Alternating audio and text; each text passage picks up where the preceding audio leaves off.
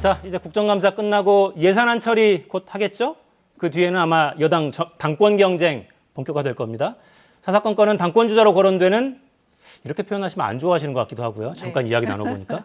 나경원 저출산 고령사회위원회 부위원장과 이야기 나눠보겠습니다. 자, 어서 오십시오. 네, 안녕하세요. 아니, 근데 주말 저녁에도 장문의 글을 또 SNS에 쓰시고 그래서 야, 이거는 출마 선언처럼 읽히기도 한다 싶어서 저희가 또 연락을 더 드렸어요.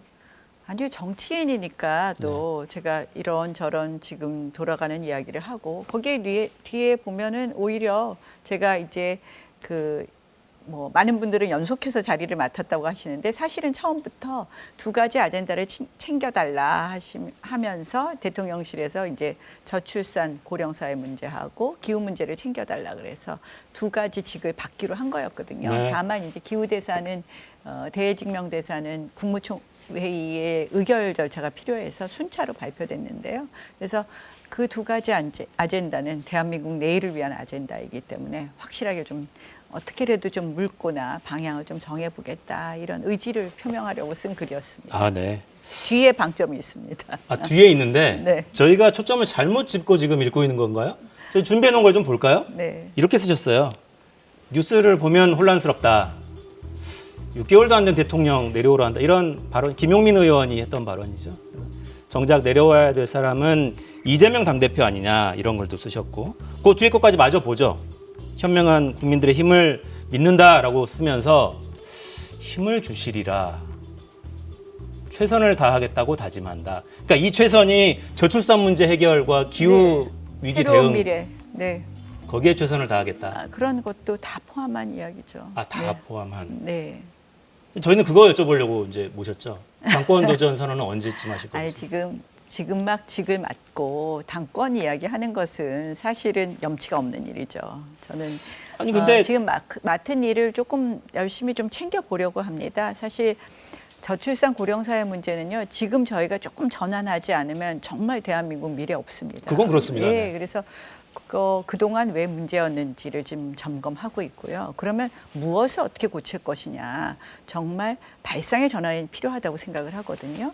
그래서 우리가 저출산이라고 늘 이야기함으로써 어떻게 보면 이게 여성들의 문제로만 이렇게 좀 축소시킨 부분도 저출생이라고 바꾸는 것부터 좀 시작하자는 이야기도 하고 있고요.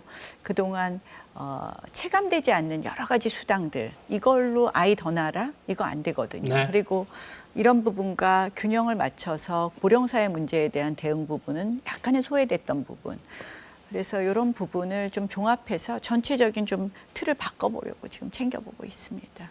그러니까 그 저출산 고령사회위원회 처음에 여기 맡으셨을 때는 아직 결정하지 않았다는 취지로 말씀하셨던 걸로 제가 기억하고 네. 그래서 왜 그 자리 맡으셨을 때 그 직후에 친윤계 당권 후보들의 교통정리가 시작됐다는 기사가 쏟아진 걸 아마 부위원장님도 보셨을 테고 네, 그 뒤로 사실 그렇지 않다는 취지로 또 말씀을 하셔서 아 이게 아직 염두에 두고 있구나라는 해석이 구구하게 나올 수밖에 없지 않았습니까? 아니 그러니까 지금 당장 그 당권이 시작된 것도 아니고요. 당권 네. 레이스가 시작된 것도 아니고 또 저는 2002년부터 당에 몸을 담은 사람으로서 당에 대한 애정이 누구보다도 전 정말 강하다 이런 생각합니다.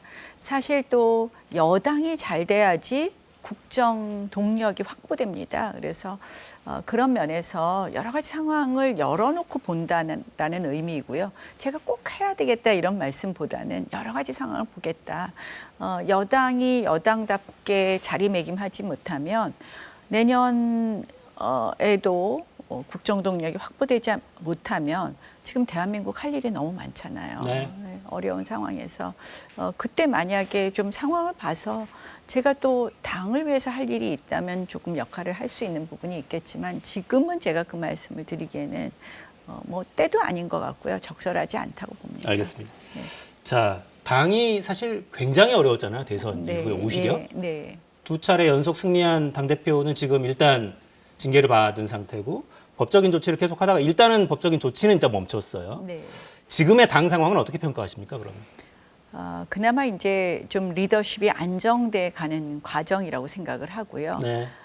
그 새로운 이제 뭐 비대위 체제인데요. 비대위 체제가 좀 그동안 혼란스러웠던 당 상황을 좀 수습하고 사실은 아직은 민심을 잘 담아내지는 못하는 것 같아요. 그래서 그런 부분 조금 정리해 가면 조금 이제 좀 여당다운 모습으로 좀 갖춰지지 않을까 이렇게 생각해 봅니다. 네. 네. 5개월이 지났는데 빨리 해야죠. 네.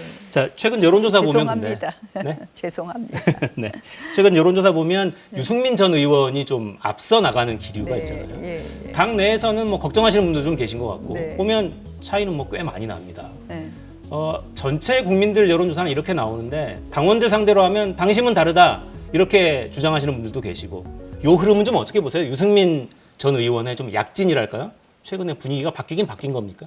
뭐 원래부터 그렇지 않았을까요? 약진이 아니라 실질적으로 저 전체 국민 여론조사를 하게 되면 지금 오늘 여론조사 보니까 또 민주당 지지율이 국민의힘 지지율보다 10%나 거의 가까이 높게 나오는 것도 있어요. 그러면 민주당 지지율이 더 많이 반영된 것 아닌가 이렇게 보고요.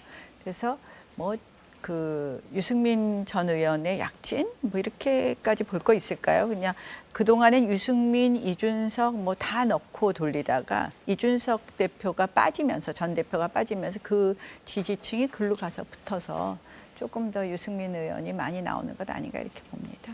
그 이제 당대표 경선 룰을 좀 바꿔야 되는 것 아니냐. 방금 말씀하시는 과정에서도 민주당 지지층의 의사가 많이 반영되니까 이런 결과가 나온다는 말씀이 있었고 룰도 좀 바꿀 필요가 있다고 보세요, 그러면? 그러니까 이제 그중에 두 가지 포인트가 있지 않습니까? 여론조사 하면서 그러니까 민주당 지지자는 배제하느냐 아니냐의 포인트하고 여론조사 비율을 낮추느냐 이 두 가지 포인트가 있는데 민주당 지지자는 배제하는 것이 지난번 당대표 선거에서도 그렇게 했습니다.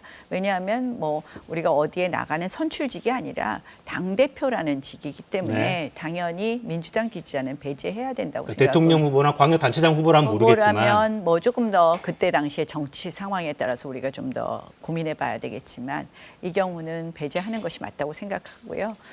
그동안 이제 30대 70인데 여론 30, 당원 70인데요. 민주당은 이제 10대 90 아니겠습니까? 그래서 늘 우리는 왜 그 2,000명의 보통 여론조사 하면 보통 2,000명 샘플인데 2,000명 샘플의 표값치가 이 몇십만 명 당원의 표가치하고 비교하면 맞지 않다, 등가성이 없다 이런 말씀들 많이 하십니다. 그래서 조금 더 고민해 보아야 될 지점은 있다 이렇게 봅니다. 고민해봐야 될 지점은 있다. 네. 윤상현 의원이 당권 도전 사실상 공식화하시면서 네. 또 이런 발언하셨더라고요. 이것도 저희의 잘못된 해석이 있지. 공천을 받고도 자기 선거 떨어진 사람이 대표돼서는 안 된다. 이거 보면서 또 야 이거 나경원 전 의원 가리킨 거다.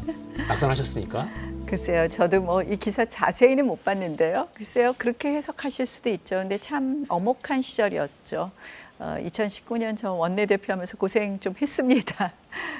덕지덕지 저한테도 참 많은 공격을 해왔고 엄혹한 시절이었는데 그 뭐 거기에 대한 해석과 평가는 분분하리라고 생각합니다. 네, 말씀을 좀 아끼시네요.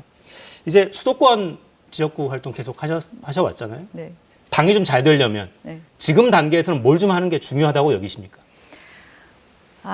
지금 단계에서 지금 지금 단계에서. 비대위 체제에서 뭐 사실은 우리 그 이제 수도권 이야기를 더 많이 들어야 된다 이런 얘기들 보통들 많이 하시죠. 네. 근데 사실 지금 단계에서 당이 잘 되려면요, 대한민국에 지금 굉장히 저는 보면 어려워요. 뭐 아까도 많이들 말씀하시던데 경제도 어렵고 국민들 삶이 어렵거든요.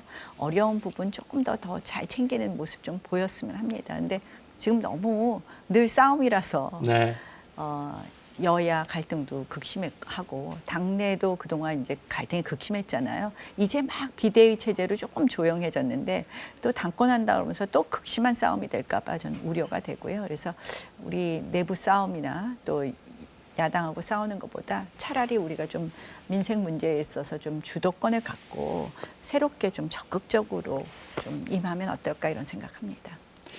너무 온당한 말씀인데 최근에 대통령실 흐름을 보면 주사파 관련 발언을 대통령께서 직접 하신 것도 그렇고 그러니까 전체적으로 협치라는 말을 저도 어느샌가 입에 담지 않게 됐어요. 시사 프로그램 매일 진행하면서도 협치는 끝난 것 같기도 하고. 지금 사실은요.